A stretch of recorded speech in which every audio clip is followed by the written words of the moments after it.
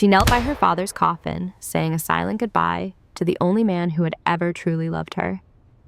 That is when she noticed him. He was an old man in a tattered jacket, sitting in a wheelchair in the middle of a downpour, fighting to open the heavy church door. There were 200 people inside that church, but not a single one of them got up to help. Not one seemed to care, so Grace stood. She ignored the hateful look from her stepmother, walked past row after row of people pretending they saw nothing, and she opened that door. She brought him inside and placed her own coat over his trembling shoulders.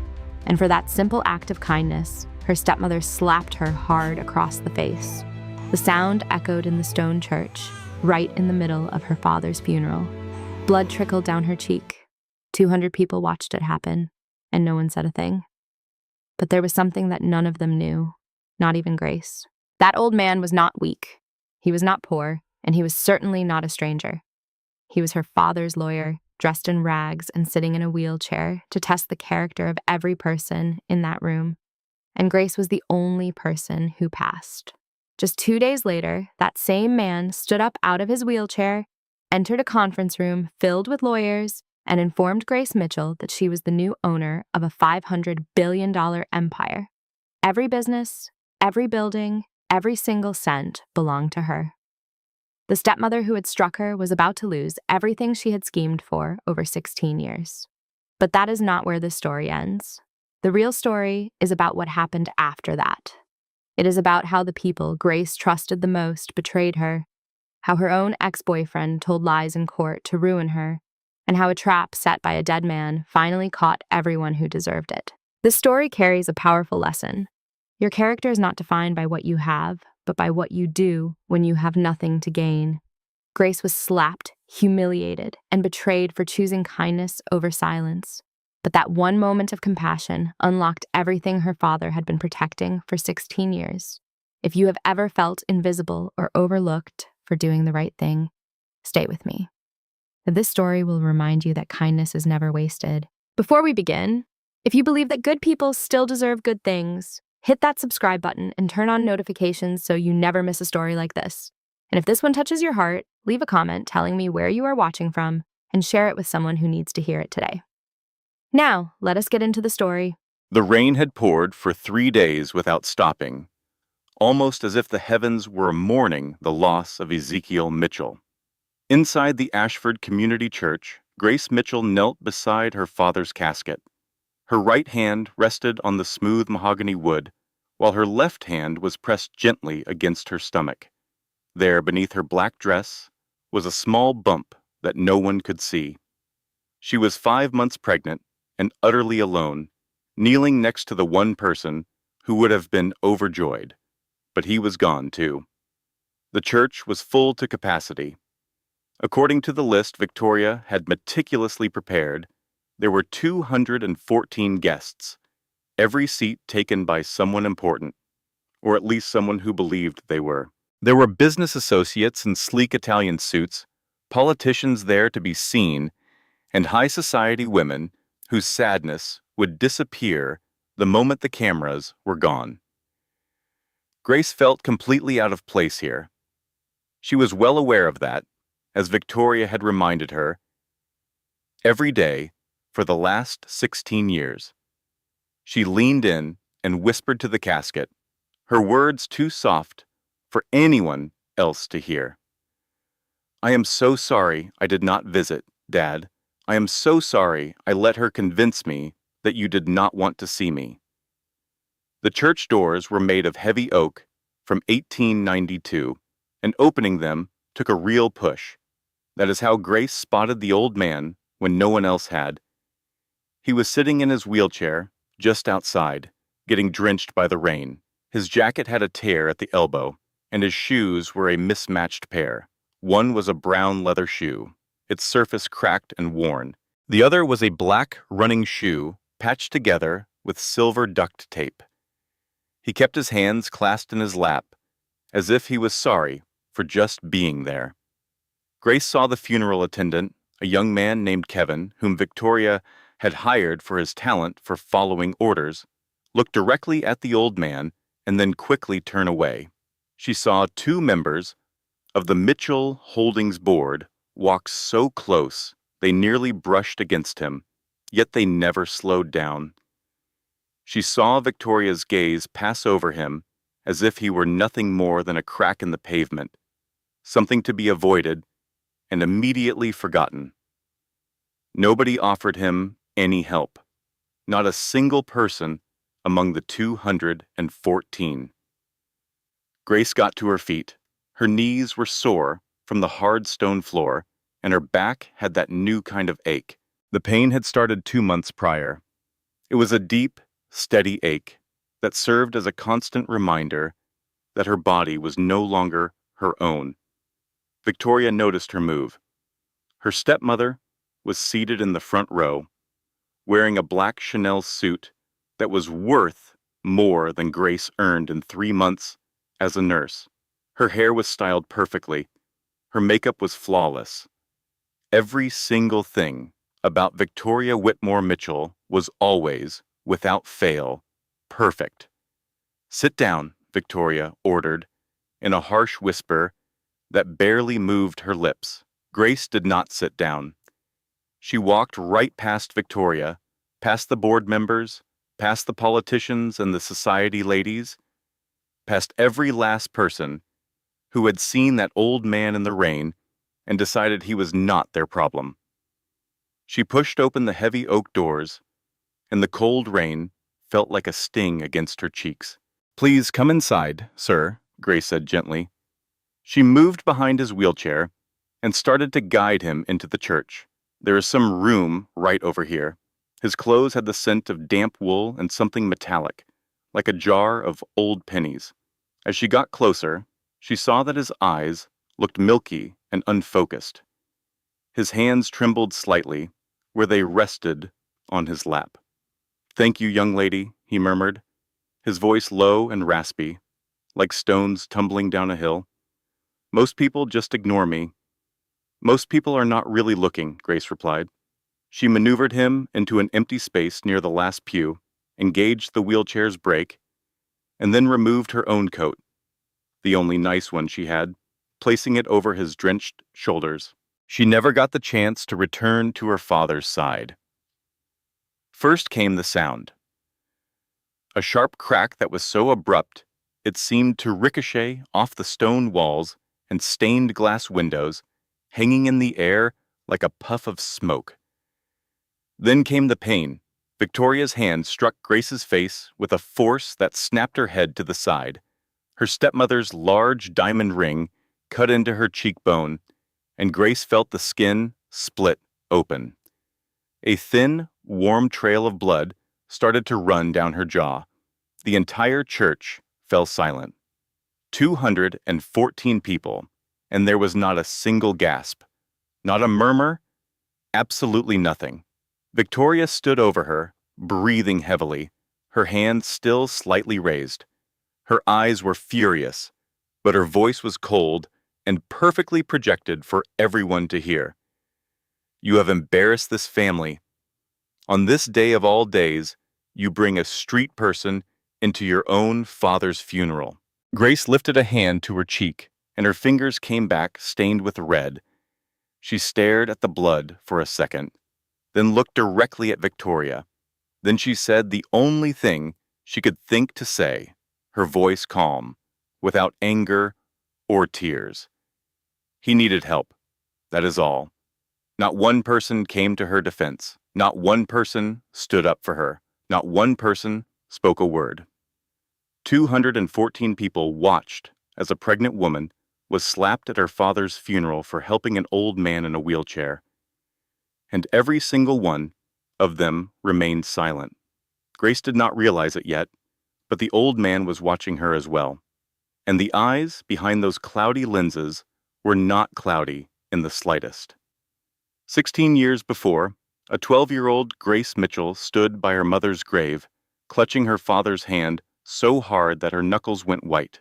Catherine Mitchell had been battling ovarian cancer for 2 years. She faced her illness the same way she faced everything in life, with a quiet, fierce determination and a gentle strength that made everyone around her feel a little bit stronger. She lost that battle on an October Tuesday when the apple orchard behind their home was painted the very shade of gold she had always called her favorite color. For the next 6 months, it was only Grace and her father.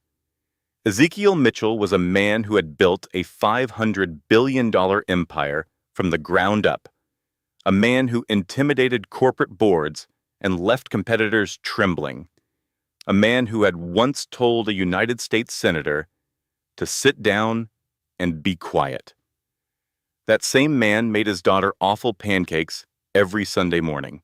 He read stories to her every night. He insisted on driving her to school and picking her up, even when his schedule demanded he be in Hartford or New York or London. He was clumsy with grief and never knew the right things to say, but he was always there. Every single day, he was there. And then Victoria entered their lives.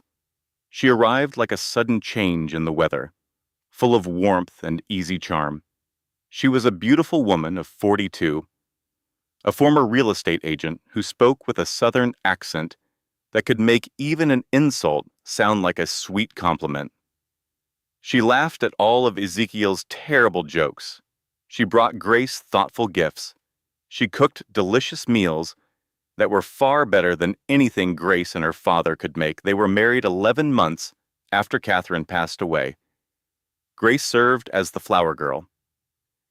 She put on a white dress and smiled for all the pictures because her father wanted her to, and because she desperately wanted him to find happiness again. Were so gradual that Grace did not see them for what they were until years later, when she could finally look back and trace the path, like breadcrumbs leading deeper and deeper into a dark wood. First, her room was moved. Victoria decided the master suite needed a private sitting room, and Grace's bedroom, the one with the big window that looked out over the apple orchard, was the perfect space. Grace was relocated to the smallest room on the 3rd floor. Victoria promised she would have it redecorated just for her. She never did. Next, the photographs began to vanish. Grace returned home from school one afternoon to find that every single picture of her mother, Catherine, was gone. Victoria calmly explained that she had sent them to a professional archivist to protect them from fading in the sunlight. Grace would never see those photos again. Then the messages stopped. What Grace would not discover for 16 long years was this: Victoria was intercepting every form of communication. Every little note Ezekiel left on Grace's pillow, every text message he sent to ask about her day, every birthday card, every Christmas letter, every single attempt he made to bridge the widening gap between them. Victoria stopped them all. She replaced his words with nothing but silence. And when silence comes from the person you love most in the world, it is more deafening than any scream. For Grace, it felt like she had been completely abandoned. Her father stopped reaching out, stopped asking about her life. He simply stopped appearing. Grace never knew he wrote to her every single week, letters that Victoria carefully locked away in an office drawer. She had no idea that he would ask Victoria about her every night, wanting to know how she was. Victoria's response was always the same. "She is fine, Ezekiel. She just needs some space. You remember what teenagers are like." But Victoria painted a completely different picture for Grace. "Your father is an incredibly busy man, my dear. He has many responsibilities. It is selfish to think he can just drop everything for you." Then, with a softer, more venomous tone, she would add, "Your mother would never want you to be a burden." So Grace gave up, waiting for the phone to ring, stopped listening for a knock on her bedroom door, and quit looking for her father's face at the breakfast table. In her own home, she became unseen. She was a phantom, gliding through halls that used to be filled with the sound of her own laughter. The only sound now was the click of Victoria's heels against the marble floors. At 18, she left. She packed a single suitcase and left without a word to Victoria. She went to her father's office to tell him goodbye in person. But Victoria's assistant informed her he was in a meeting. He was not. He was at his desk, waiting, hoping she might appear. Victoria had instructed the assistant to send her away. Grace worked her way through nursing school with 2 jobs, carrying student loans that felt like mountains. She lived in a 1-bedroom apartment over a bakery in Ashford's working-class neighborhood, a place with cracked tiles and a faucet that would drip if left on too long. On her nightstand, she kept a single photograph of her parents. It was the one from the apple orchard, where she sat on her father's shoulders. They were both laughing, and they were both complete. 4 years had passed without a word to Ezekiel when the phone call came.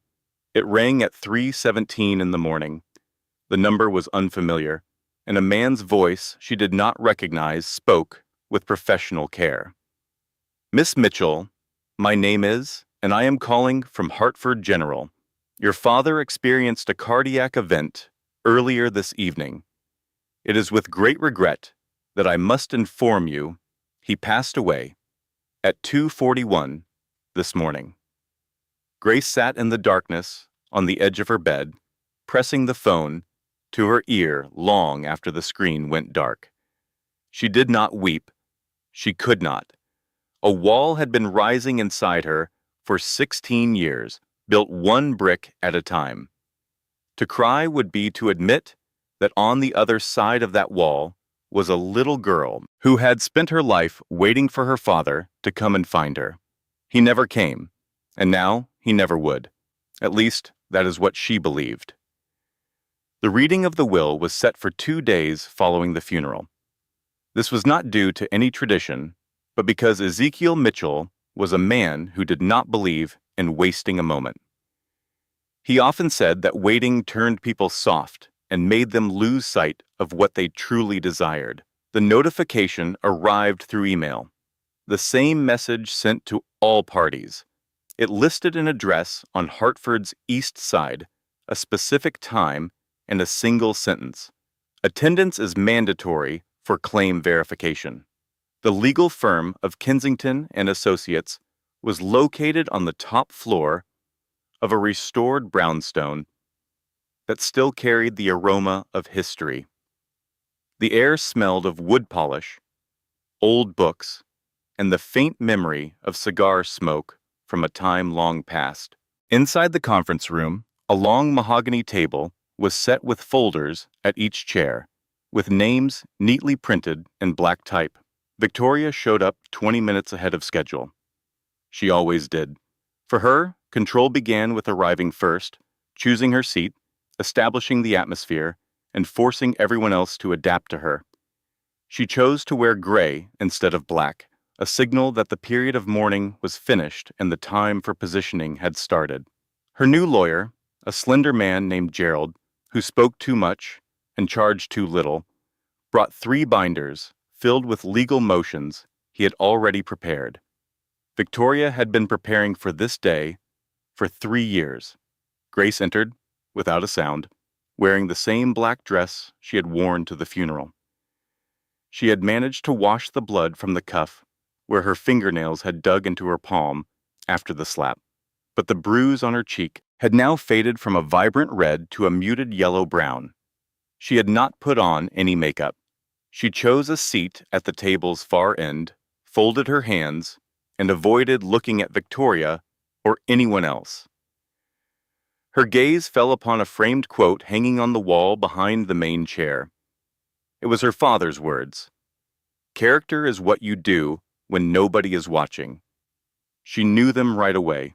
He used to say that to her as a child, whenever she asked why he always left an extra tip for the waitress or pulled over to help strangers with a flat tire. Because no one is watching, Gracie. That is when it truly matters. The room began to fill.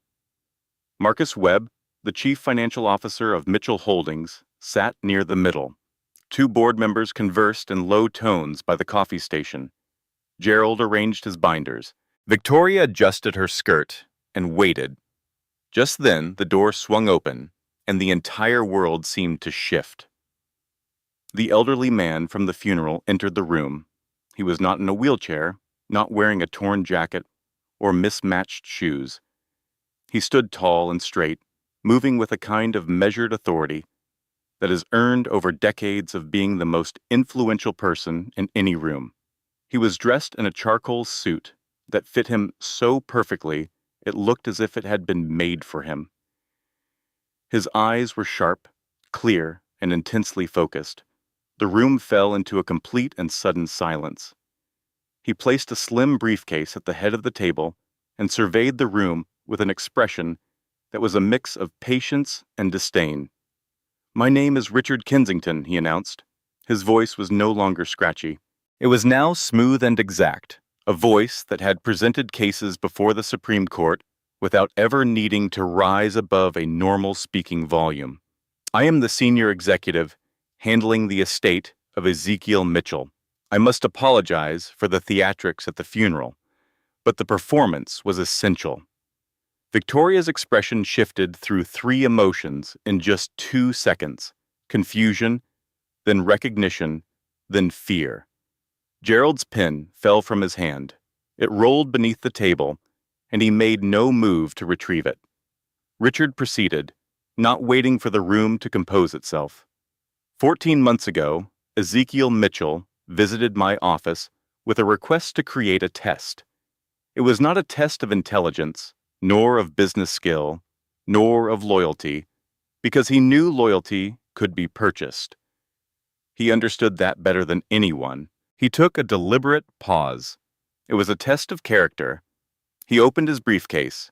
Within it were folders that looked just like the ones on the table, only these were thicker and heavier.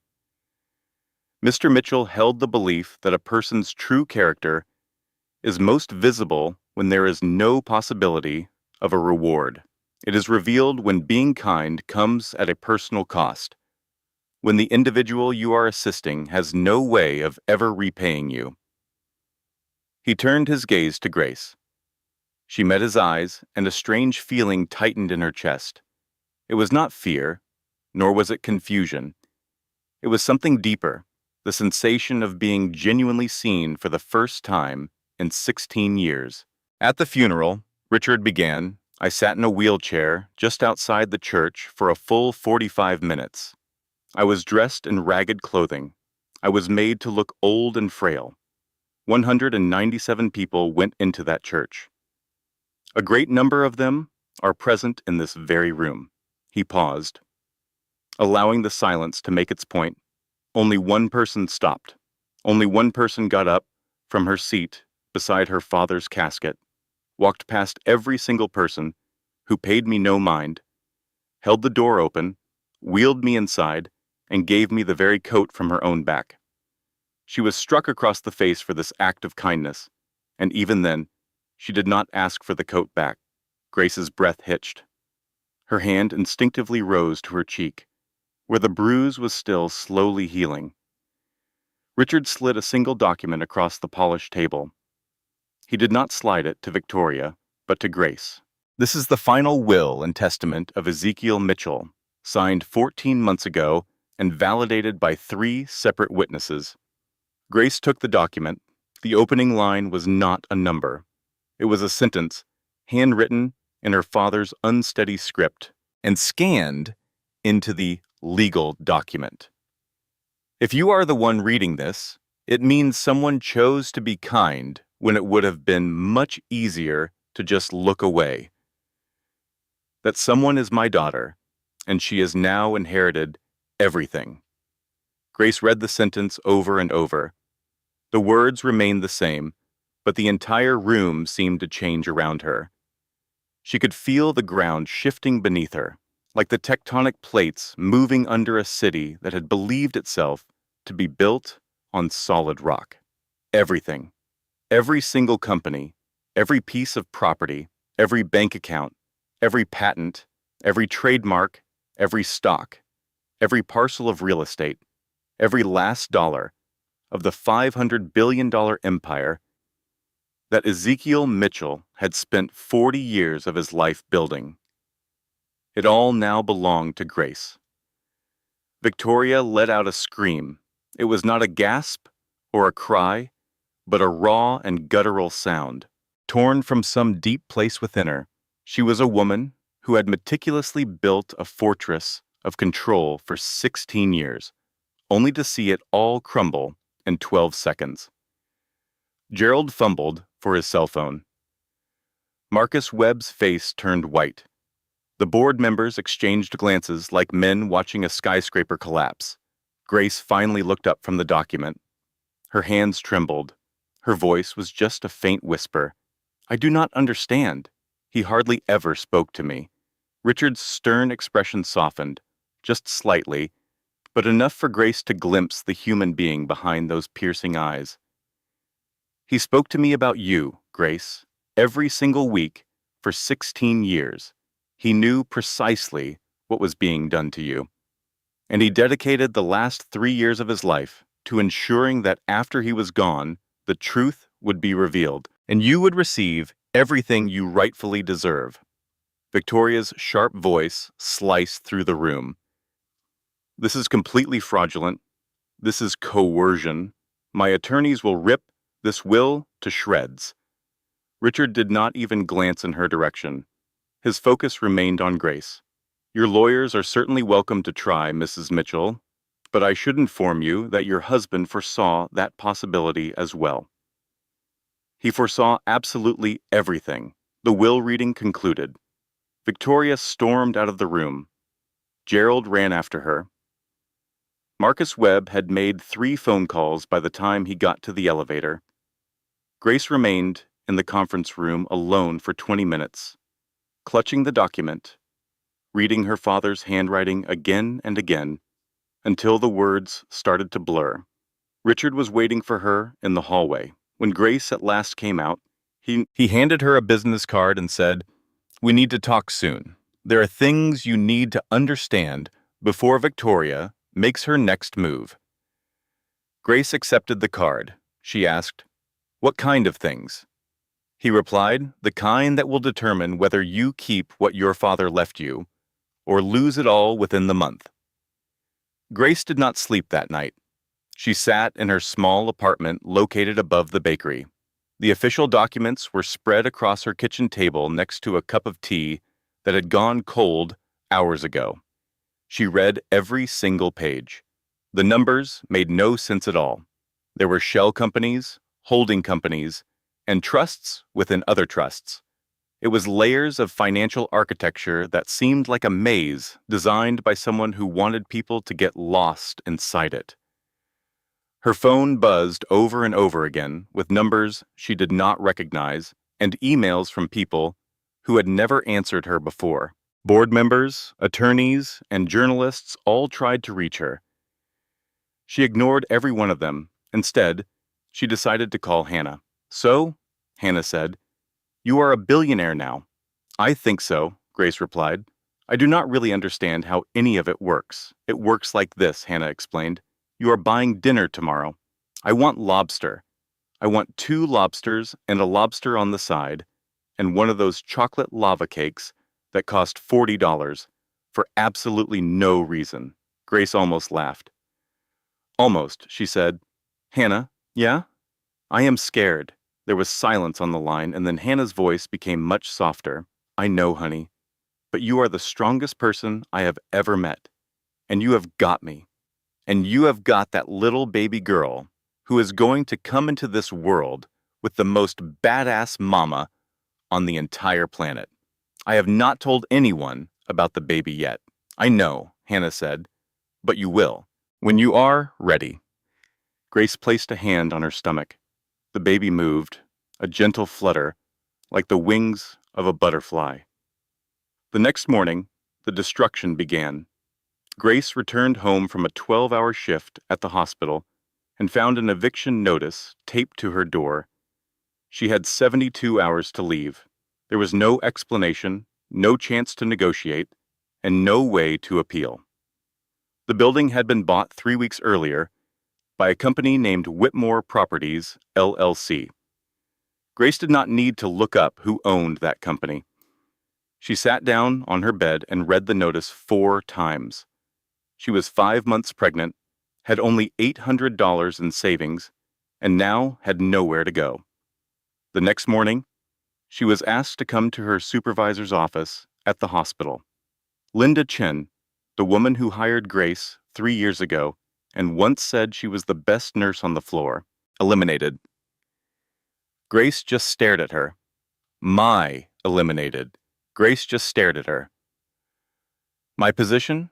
The overnight emergency room nurse position that has been critically understaffed for 2 years? Linda could not look her in the eye. I am so sorry. Grace walked out of the office and through the hospital's main lobby. On the donor wall, in gleaming brushed bronze letters, there was a new name, Victoria Whitmore Mitchell, for a $2 million contribution. It was dated 3 days before the company announced its restructuring. Evicted, fired, and 5 months pregnant. In just 48 hours, Victoria had systematically destroyed every bit of stability Grace had built over the last decade. But Victoria was not done yet. That night, there was a knock on Grace's apartment door. She opened it, expecting it to be Hannah. Instead, she saw Derek Lawson standing in the hallway, holding flowers and wearing an expression of a man who had practiced looking sincere in front of a mirror. Derek was the man she had loved for 2 years. He was the man she had called at 11 at night, shaking with fear, to tell him she was pregnant. He was the man who had driven to her apartment, sat in her kitchen, looked her straight in the eyes and said, "I did not sign up for this, Grace. This is not what I want." Then he walked out, drove away, and never called, never texted, and never showed up when she had her first ultrasound all alone, gripping the armrest of the chair, trying not to cry when the technician asked if the father wanted to see the screen. And now, here he was, with flowers and cologne and that carefully crafted smile. "Grace," he said, stepping forward, "I heard about the funeral and about your father. I am so sorry. What do you want, Derek? I made a mistake. A terrible mistake. I panicked. The baby, the responsibility, it just overwhelmed me. But I have been thinking, and I want to be there for you and for the baby." Grace looked at him. She really looked at him, and then she saw it. She saw the way his eyes flickered when he mentioned her father. She noticed the slight pause he took before saying the word mistake, as if he was carefully choosing the word instead of actually feeling it. He did not know she was being evicted. He did not know she had been fired. He only knew about the will. Everybody knew about the will. "Derek," she said, "you left me in a parking lot. You said, and I'm quoting you, 'I did not sign up for this.' You watched me cry and you just walked away. And now you show up with flowers from a grocery store because you heard my last name is finally worth something. Grace, that is not fair. The door is behind you," she said. He reached out for her hand. She took a step back. He opened his mouth to say something else. She closed the door, locked it, and stood with her back against it until she heard his footsteps fade down the hallway. Then, she slid down to the floor. At 2 in the morning, Grace was sitting on her bathroom floor with her knees pulled up to her chest, crying so hard she could hardly breathe. She had lost her home. She had lost her job. The father of her child was a coward who only appeared when he thought he could gain something. Her father was gone. Her stepmother was methodically ruining her life, and $500 billion was sitting in accounts she could not access yet. She could not use it. She could not even eat it. She put a hand on her stomach and whispered through her tears, "I do not know how to do this." The baby kicked gently, like a tiny hand pressing back against hers, as if to say, "I am here. You are not alone." Victoria moved very quickly. Within a week of the will being read, she filed a formal legal challenge. She hired Robert Crane, a corporate litigation attorney with 40 years of experience and a reputation for winning cases that seemed impossible to win.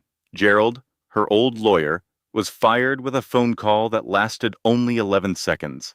The challenge was based on three main points. First, that Grace had been distant from Ezekiel for years, which meant the will was the result of an emotionally manipulated decision. Second, that Grace had zero business experience and was not fit to manage a $500 billion empire. Third, and this was the weapon Victoria was sharpening in private, was the claim that Richard Kensington had used undue influence on a dying man. The hearing was set before Judge Patricia Cole, who was 63 years old and had been on the bench for 28 years. She was known for two things: her absolute fairness and her absolute intolerance for drama. She once held a Fortune 500 chief executive officer in contempt of court for checking his phone during testimony. She was exactly the kind of judge Victoria should have been terrified of. The courtroom was so full, there was only standing room left. News cameras were lined up along the back wall. Reporters had filled the gallery. This was the largest estate dispute in the history of Connecticut, and everyone wanted a front row seat to watch it unfold. Grace sat at the plaintiff's table, with Richard right beside her. She wore a navy blue dress that Hannah had helped her choose. It was modest enough for court, but loose enough to hide the pregnancy she had not yet told anyone about. Her hands were folded on the table in front of her. She appeared calm, but she was not. Victoria sat across the aisle in a cream-colored suit, with her hair pulled back in a style that somehow looked both elegant and sympathetic. Crane sat next to her, looking organized and patient, like a man who understood that courtroom battles are not won with big explosions, but with carefully placed charges that go off long after they are set. Crane laid out his case in a very methodical way. He portrayed Grace as an opportunist, a woman who had abandoned her father, had no relationship with the family business, and was now set to inherit an empire she could not even spell, let alone run. He pointed to her nursing salary, her tiny apartment, and her complete lack of any corporate experience. He made his argument sound incredibly reasonable, and that was what made it so dangerous.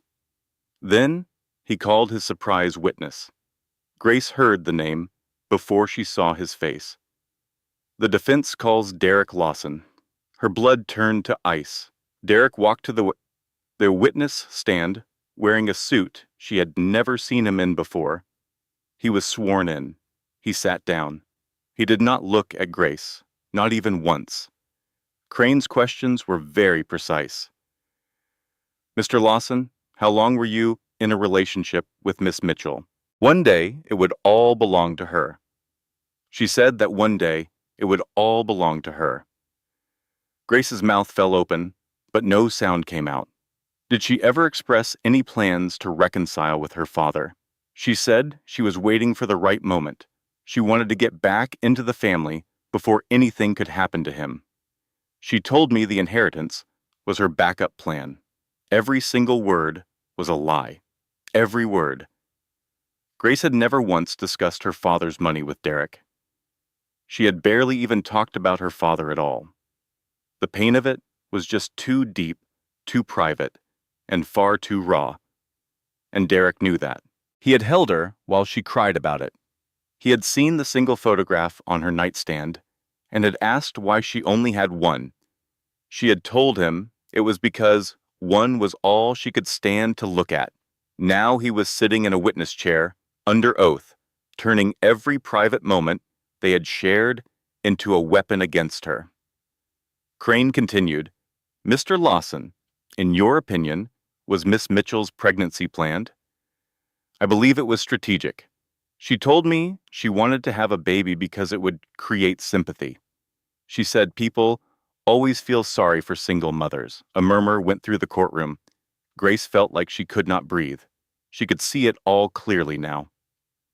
She saw the invisible line connecting Derek to Victoria. Money had been exchanged in private. Promises had been made in parking lots. Her most intimate moments had been bought and sold, turned into ammunition against her. Grace felt a scream building inside her chest. She wanted to leap to her feet and declare to the entire room that Derek Lawson was a spineless liar, and the only plan she had for her pregnancy was making it through each day alone. But Richard's hand brushed her arm, a silent command to wait. When Judge Cole announced a recess, Grace barely made it to the ladies' room before the sobs erupted. She hid in a stall, pressing a hand to her mouth to muffle the sound of her crying. Her whole body trembled. The baby inside her began to kick, a series of frantic thumps, as if sensing its mother's distress and wanting to join the fight. That is where Hannah found her. She did not ask a single question. She simply sat on the cold tile floor next to her friend, holding her until the shaking finally subsided. "He is lying," Hannah said at last. "Anyone in that room with half a conscience can see he is lying. But he knows every single thing about me, Hannah. Every secret I ever shared with him." "He knows the woman you used to be," Hannah corrected, pulling back to look Grace in the eye. "The one who did not own a significant part of Connecticut. It is time you introduced him to the new you." When the court session started again, Richard Kensington was called to the stand. His movements were slow and measured. He settled into the witness chair with the comfortable ease of a man sinking into his favorite armchair, completely at peace. Robert Crane observed him intently, much like a chess master watching an opponent who had yet to make a single mistake. Grace's lawyer, a sharp woman named Sarah Price, whom Richard had insisted on hiring, started her questions.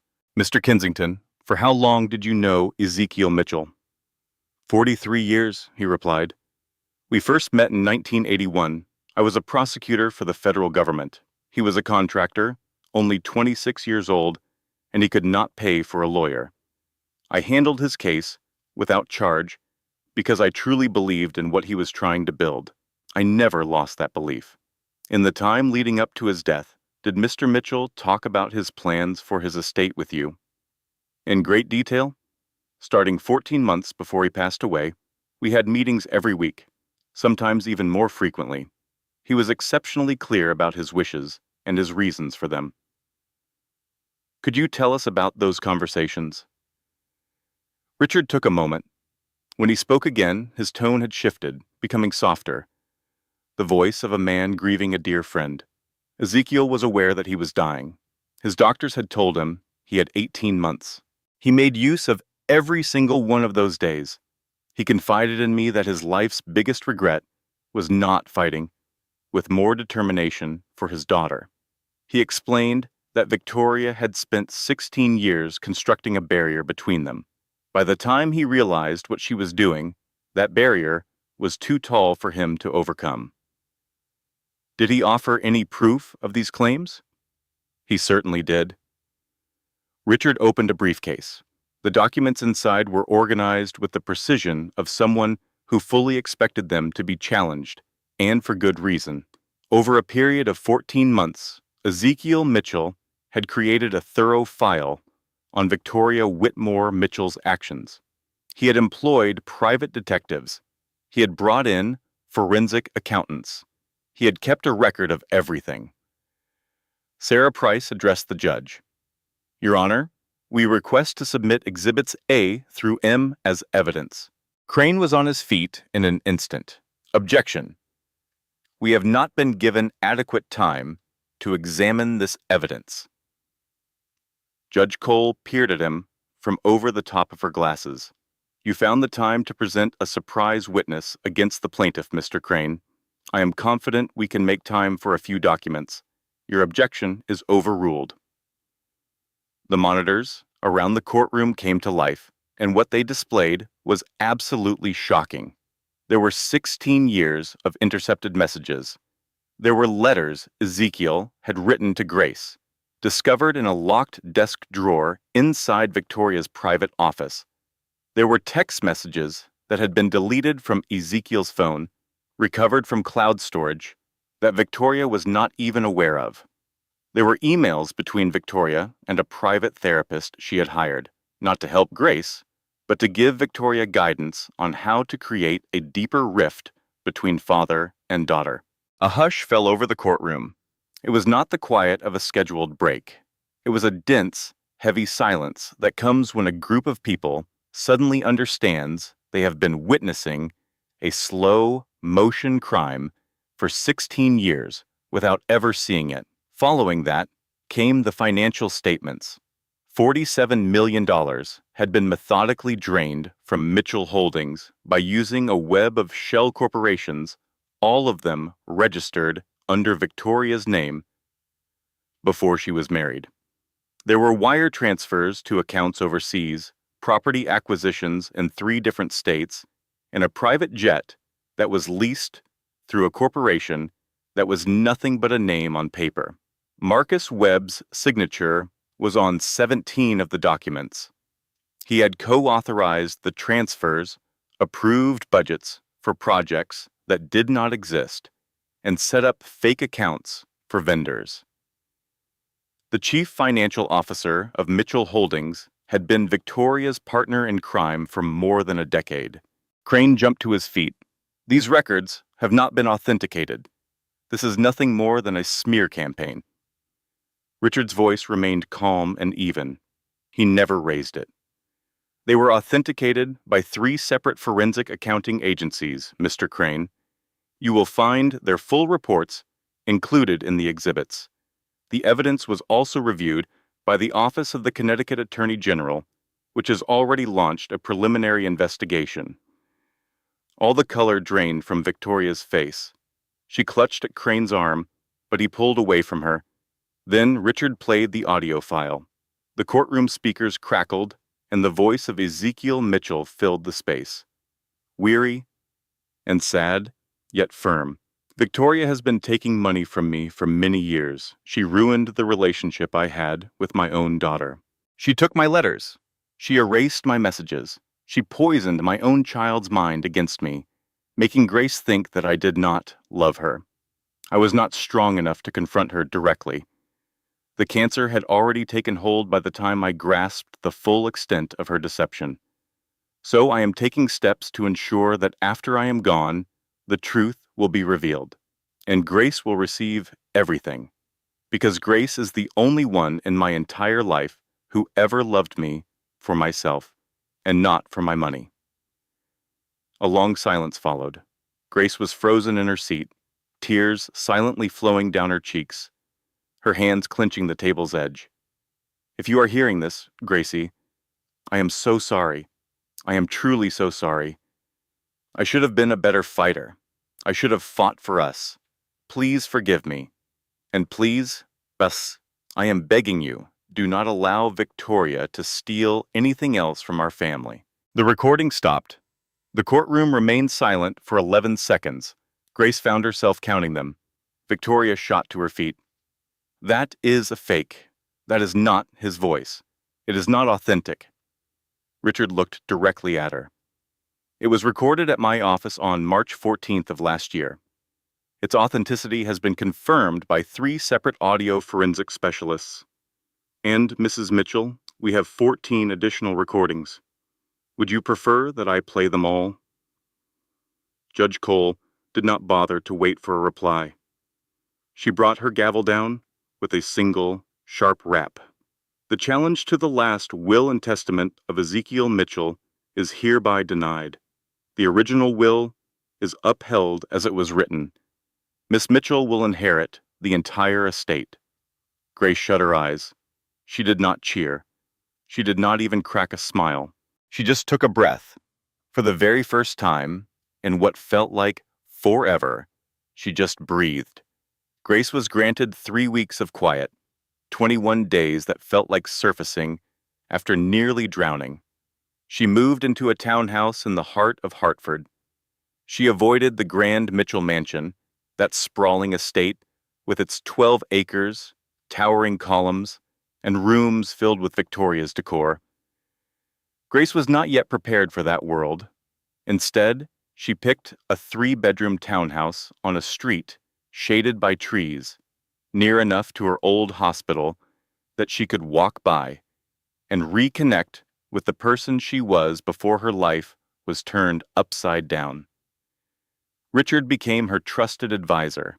He would show up at 8 o'clock each morning with coffee and a large stack of folders, and they would sit together at her dining table as he explained the intricate structure of her father's business empire. Mitchell Holdings was not a single entity. It was a collection of 237 different companies, active in 14 different sectors and operating in 31 nations. The businesses covered real estate, technology, manufacturing, healthcare, and energy. Each company was a single tile in a grand mosaic that only Ezekiel had ever been able to see in its entirety.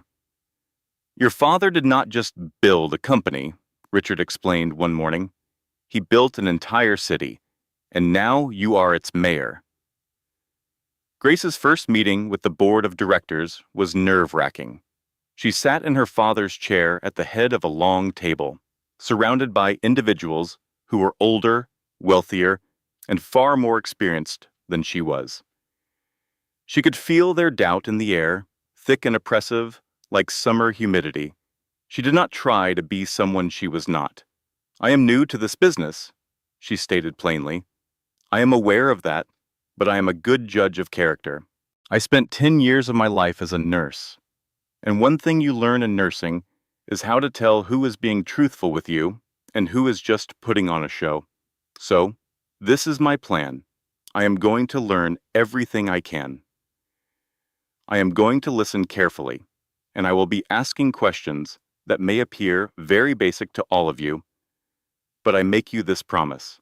I will never approve a decision that I do not fully understand, and I will never act like I understand something when I do not." The room was completely still. Then, Richard, who was standing near the back, started to applaud. One by one, others joined him. Grace's first official act was to rehire 400 workers Victoria had fired simply to make the quarterly profits look better. She made a personal call to every department. A man who worked on an assembly line in the Pittsburgh plant began to weep on the phone. "My little girl asked me every single night when I was going to get my job back. I never knew what to say to her," he confessed. Grace told him, "Tell her you start on Monday." Hannah phoned her that night. "So, what was your first day as the ruler of the free world like?" "Completely draining. I made a woman in the finance department cry because I assured her she was not going to be let go." "There you go," Hannah said. "You are already doing better at this than Victoria ever did. She made people cry for the exact opposite reason. That is what I call progress." Grace let out a laugh. It was a genuine, full-bodied laugh that caught her by surprise. It felt like discovering a new, joyful room in a house she thought she knew completely. She went for her 6-month ultrasound with Hannah right there beside her. The technician glided the probe over her belly. And suddenly, there she was, projected on the monitor. A baby girl with tiny fingers and toes, and a heartbeat that echoed through the room like the rhythm of a small, powerful drum. "Look at that little fist. That is my look at that little fist. That is my goddaughter, ready to take on the world." Grace carefully placed the photo inside her wallet, right beside a picture of her parents standing in an apple orchard. It was a portrait of 3 generations of Mitchell women, one who was lost, one who had survived, and one who was just beginning her journey. Meanwhile, the investors had calmed down, and the markets were reacting well to the change in leadership.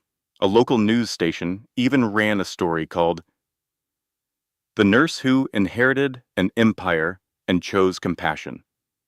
As Grace read it in bed that night, spooning ice cream straight from the carton, she felt something she had not experienced in a very long time. It was hope, but she was wrong to feel it. The phone call that changed everything came on a Tuesday, exactly 3 weeks and 2 days after the judge's decision. Grace was sitting in her father's old office, looking over budget plans when Richard walked in without so much as a tap on the door. He never did that. "We have a serious problem," he announced. It turned out Marcus Webb had been very busy. The chief financial officer had used the last 3 weeks to quietly build a case against her. He worked with the frantic energy of a man terrified that if the accountants looked too closely at the books, he would spend his remaining years behind bars. He paid a doctor at Hartford General to create fake medical records, which claimed Ezekiel Mitchell had been suffering from a sharp mental decline before he passed away. He also persuaded 3 board members, men who owed their careers to Victoria's influence, to support an internal takeover. With their backing, he prepared a motion for an emergency vote to have Grace removed as executive, pending a review of the will's legitimacy. But that was not the most damaging part. The worst part was that someone, and Richard had no proof who, had leaked Grace's private medical files from the company health insurance she had joined after taking over. Her pregnancy was no longer a secret. Grace saw the headline on her phone before Richard even had a chance to tell her. "Mitchell heir, pregnant and alone. Is she fit to lead a $500 billion corporation?" The article was a masterpiece of character assassination. It never said anything openly cruel, but it implied everything. Unmarried, no father named, emotionally unstable, prone to high-risk choices. It painted a portrait of a woman completely out of her depth, overwhelmed by hormones and emotion, someone who could not even manage a lemonade stand, much less a global enterprise. Just then, Grace's phone began to ring. It was Victoria. She answered instinctively. "Sweetie." Victoria's voice was a warm, worried purr, dripping with the fake concern she had perfected over 16 years. "I just heard the news. I am so worried about you. A single mother trying to lead a company of this magnitude. It's an impossible task for anyone, especially in your delicate condition. Your father would have wanted what is best for the baby." Grace ended the call. Her hands were trembling. Victoria tried calling again, but Grace did not. Laid out his case with the cool, practiced, and confident air of a man who had been there before. Laid out his case with the cool, practiced delivery of a man who had memorized every line. He presented the falsified medical records, the story of cognitive decline, the pregnancy, and her lack of experience. He disguised his attack as genuine concern. "We are not trying to remove Grace for good," he said. "We are simply proposing a temporary review to ensure the company remains stable during this period." The final vote was 7-5 against Grace. 2 security guards escorted her from her father's building. She was left standing on the sidewalk, 8 months pregnant, clutching a cardboard box filled with her personal belongings. The framed quote from her father's office, "Character is what you do when nobody is watching," slipped from the box, and the glass shattered on the pavement. She stood there for a long time, staring at the broken glass. The words were still readable through the web of cracks. People hurried past her. Cars blared their horns. The city kept moving forward, completely indifferent to her pain. Her phone vibrated. It was a text message from a blocked number. "Check your email." She opened her inbox and found a message from Victoria's lawyer. It was a formal settlement offer. Victoria would assume full control of Mitchell Holdings. In return, Grace would get a monthly allowance of $50,000 and a house in Ashford. All she had to do was sign away any claim to the estate and agree to never speak about the matter publicly. $50,000 a month. It sounded like a fortune. In tiny print were the terms. This offer in tiny print were the terms. This offer expires in 72 hours. Victoria was giving her 3 days to decide, the same amount of time she had given Grace to leave her apartment. That night, Grace sat alone in Hannah's spare bedroom, surrounded by silence. It was all gone again. The company, her financial security, the future she had imagined for her daughter. Her phone rang. The screen showed Derek's name. She knew she should ignore it. But when it is 3 in the morning, and you are 8 months pregnant in a borrowed room with nothing left, you do not always make the smartest choices. Grace. His voice was different now, unsteady and hesitant. It was nothing like the confident man who had lied so easily on the witness stand. I know what they did. Victoria and Marcus, I know all about their plan. Grace, I am so sorry. She offered me money, $200,000, and I was weak. It was a stupid thing to do. I want to help you make this right. I will take back my testimony. I will tell everyone the truth. Grace squeezed her eyes shut. She desperately wanted to believe him. Every exhausted, broken part of her wanted to believe that someone in her life was capable of choosing to do the right thing. Meet me, Derek pleaded. I can explain everything. There is a restaurant on Main Street, the one we always went to, tomorrow at noon. She said yes. She should have said no. When Grace showed up at the restaurant the following day, the media was already there. 8 cameras, 4 news vans. Derek was standing by the entrance, his hands buried in his pockets. And the look on his face when he saw her told her everything. He had betrayed her again. The headline that night was brutal. Disgraced heiress meets with ex-boyfriend who testified against her. Are they back together, or is it a conspiracy? Within hours, Victoria's lawyers filed another motion. The photos were clear evidence, they claimed, that Grace and Derek had been scheming together from the very beginning to defraud the Mitchell estate. Grace sat in Hannah's apartment that night by herself. Hannah was working a late shift. The only sounds were the low hum of the refrigerator and the quiet groans of the old building.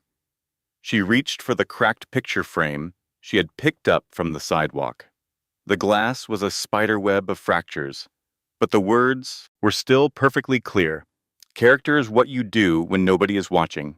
Dad, she whispered to the empty room, I cannot do this. I am not strong enough. There was only silence. The apartment offered no comfort. The frame offered no wisdom. The dead cannot give answers to the living. And then the baby kicked. It was a hard, sharp kick, so powerful it made Grace gasp. A tiny fist pushed against her belly, a reminder of a strength she had forgotten. Get up, the kick seemed to say. Get up, Mama. This fight is not over. Richard Kensington showed up at Hannah's apartment at 7 o'clock the next morning. He looked as if he had not slept in days. His suit was wrinkled, which for a man as meticulous as Richard was a sign of a complete meltdown. But his eyes were sharp and clear, lit with an energy that Grace finally identified as excitement. Your father, Richard said, placing his briefcase on the kitchen table, was the most brilliant man I have ever known. He was also the most paranoid, and in this situation, his paranoia was his greatest asset. Grace poured him a cup of coffee. Her hands were perfectly steady. The baby's kick the night before had dislodged something inside her, a final pocket of self-pity that had been weighing her down.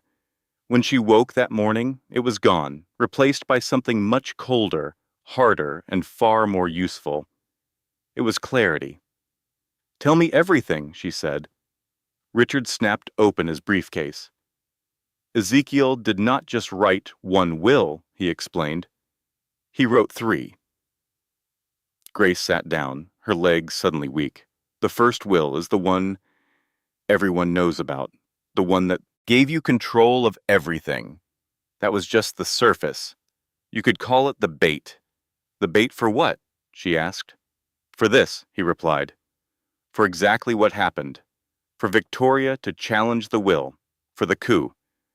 For the attempt to remove you and put herself back in charge. Richard slid a thick, dense legal document across the table.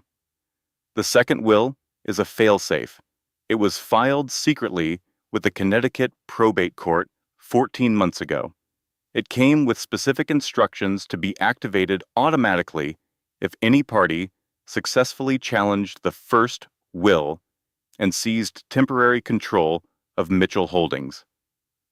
What does it do? Grace asked. It triggers a federal audit, not a simple corporate or state review.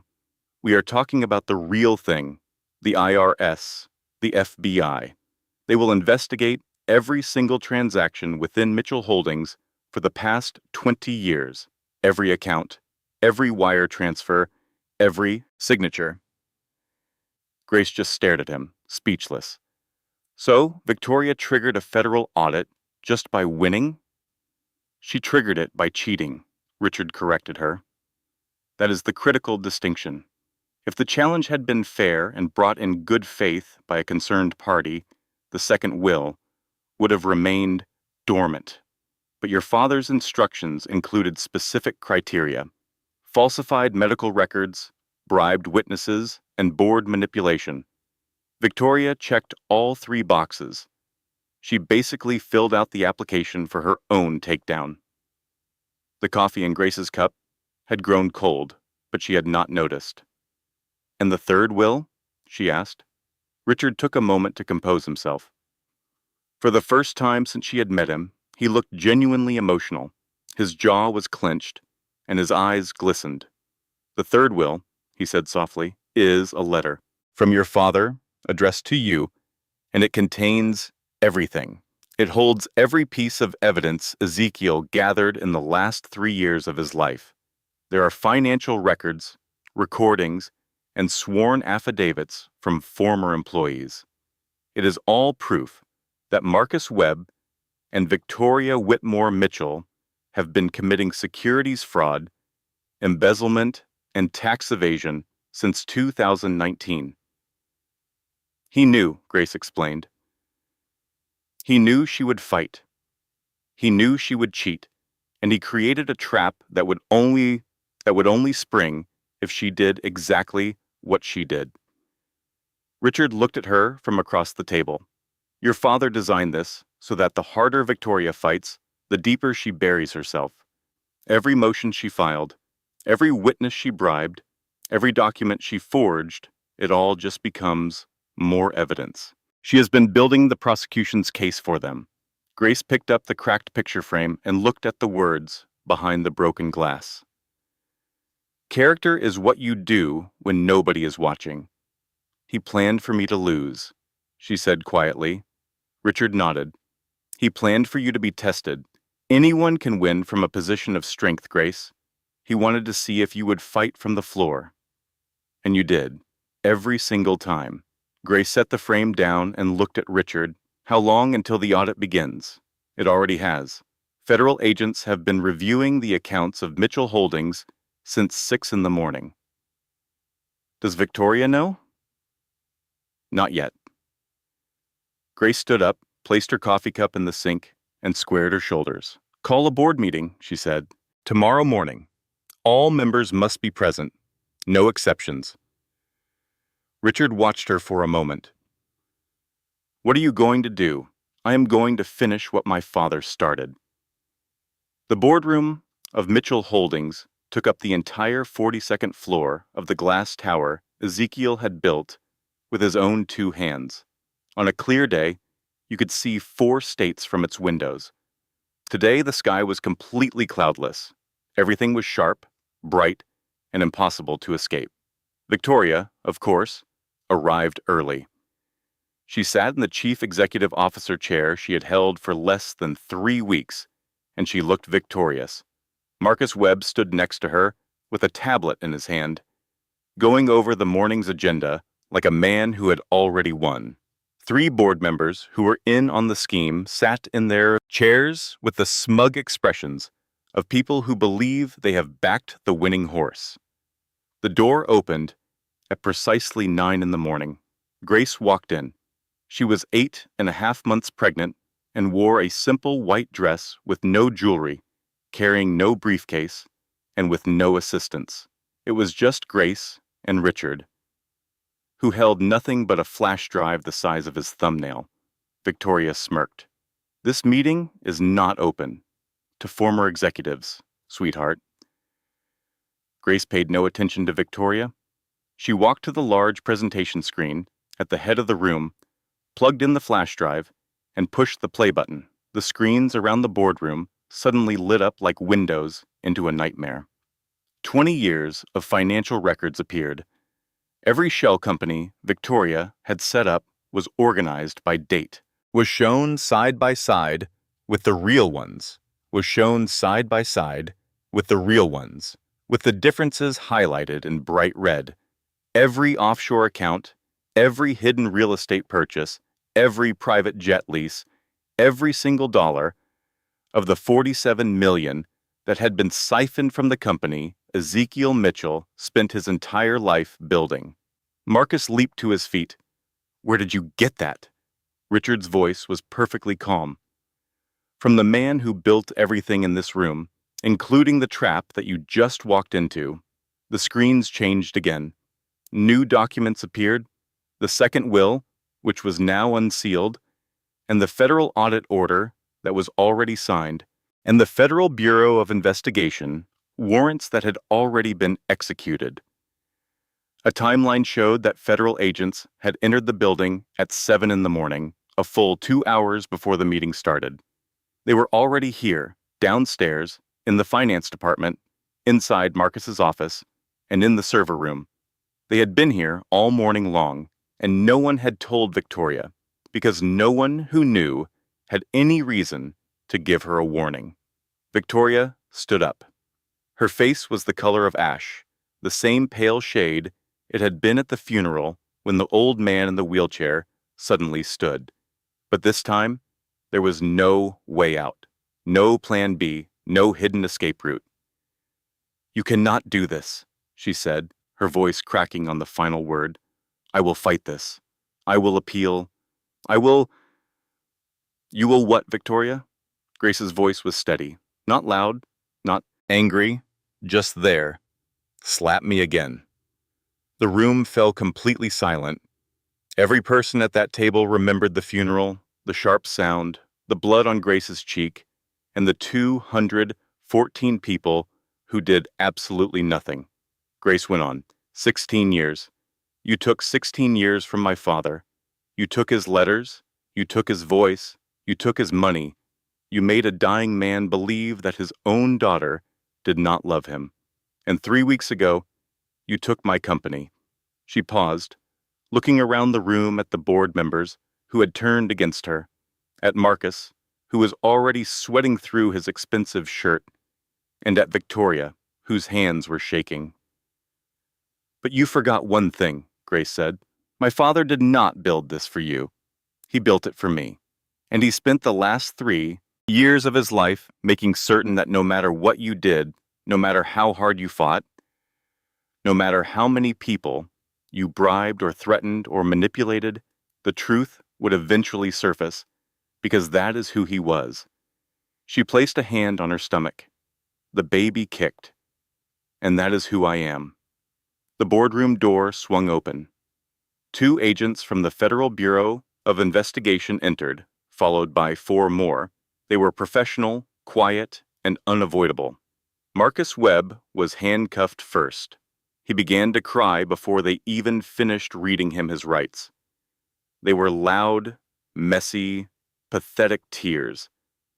The tears of a man who spent years thinking he was too clever to be caught and had just found out he was wrong. Victoria was handcuffed second. She did not cry. She stood perfectly still as the agent fastened the cuffs, and she stared at Grace the entire time. Her expression was a complex mix of hatred and calculation and something else. It was something Grace almost did not recognize because she had never seen it on Victoria's face before. Respect. As they were leading her to the door, Victoria stopped. The agents waited. He loved you, Victoria said in a low voice.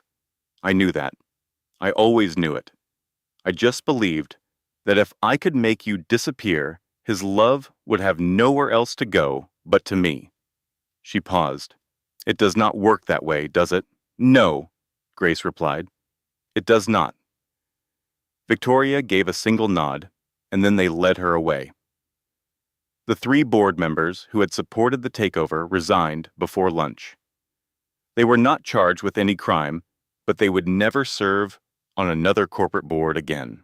Derek Lawson was arrested for perjury the very next week. He called Grace's phone 17 times from the county jail, but she never picked up. There is a quiet moment that exists between crisis and calm. It is when everything you have been carrying finally falls away, and you are left standing in the silence, feeling lighter than you have ever felt before. Grace experienced it that afternoon as she sat alone in her father's office for the first time since the takeover. The room smelled of leather and old wood, and she faintly imagined of him. Richard brought her a box, the last box from Ezekiel's private safe. Inside were 212 letters, with envelopes addressed to Grace Mitchell in her father's own handwriting, each one dated, each one sealed. 16 years of letters for every birthday, every Christmas, and every random Tuesday, when Ezekiel sat at his desk and wrote to the daughter he believed had forgotten him. Grace opened the very first one. It was dated 6 months after Victoria had moved in. Dear Gracie, I moved your bedroom today. Victoria said you needed your space, but I do not think that is true. I think I am making a mistake. I just do not know what kind of mistake yet. I miss the sound of your laugh. The house is too quiet. I love you, Dad. She opened the next letter, and the next, and the next. She read them for 3 straight days. She cried through most of it. They were deep, shaking tears for 16 years of silence, tears that left her feeling empty and clean, like a house that survives a flood, damaged but still standing. She placed them all in a fireproof safe, right beside a photograph of her mother. 2 women who loved her, one who had raised her, and one who was on her way. Grace went into labor on a Thursday afternoon, right in the middle of a board meeting. Her water broke mid-sentence while she was approving the new employee benefits package. She later said this was fitting because that benefits package included 12 weeks of paid parental leave. Hannah drove 90 miles an hour in a Subaru that was not built to go 90 miles an hour. I delivered 1 baby in nursing school, Hannah yelled over the roar of the engine, and I will not be delivering this one in a Subaru. Just drive, Hannah. Richard followed them in a town car. He was on the phone with the hospital administrator, demanding the best room, the best doctor, and fresh flowers, which Grace had not asked for, but which he felt were essential. Hannah, Richard's voice shouted through the speakerphone, "You have run 4 red lights. 5. The 5th one was orange." Charlotte Catherine Mitchell was born at 7:32 in the evening. She weighed 7 pounds and 4 ounces. She had Grace's eyes and her grandmother Catherine's chin, and a powerful grip that made the delivery nurse laugh and say, "That one is going to be trouble." Grace held her new daughter in the hospital room as the last light of the day streamed through the window, painting everything in gold. Richard stood in the doorway with his hands clasped behind his back. His eyes were wet for the first and only time Grace would ever see. Hannah was fast asleep in the visitor's chair, still in the scrubs she had worn during the frantic drive, snoring softly. On the windowsill, in a new frame with the old cracks still visible beneath the surface, sat the picture. Her father always said that character is what you do when no one is looking.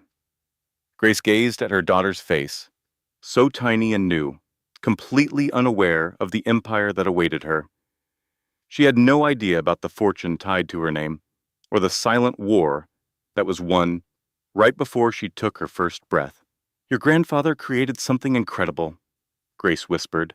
"Your grandmother was the most courageous woman I have ever known, and your mother was a night shift nurse who got slapped for talking to lonely old men," she added. And you, my sweet girl, are the reason it all makes sense.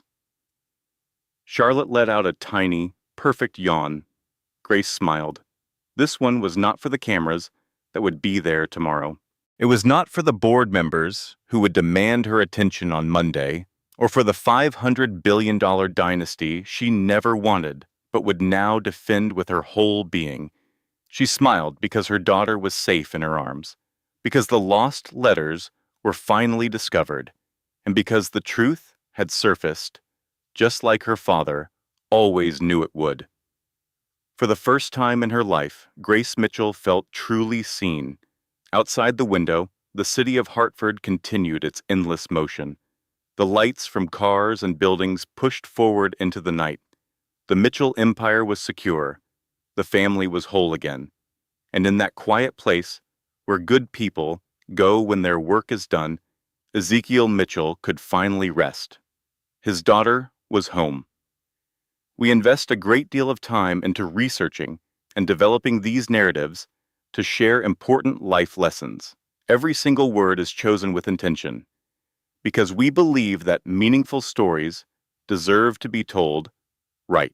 Warning: this story contains depictions of emotional abuse, family manipulation, domestic violence, workplace retaliation, and financial exploitation.